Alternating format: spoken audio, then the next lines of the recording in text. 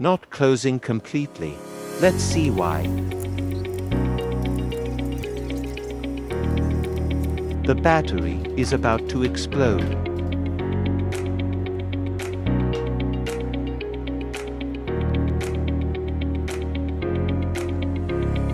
Disconnect the battery cable first.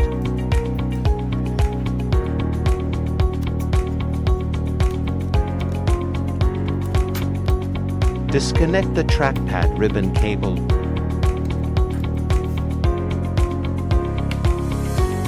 Remove the battery retaining nut. Deflate it with a toothpick if you're afraid it will explode.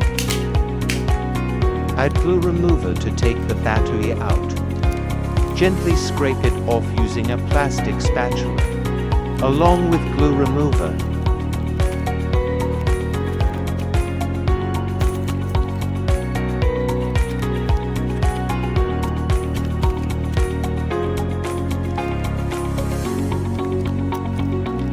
Peel the glue clean. Install the new battery. Make sure the battery mounting bolt holes are straight.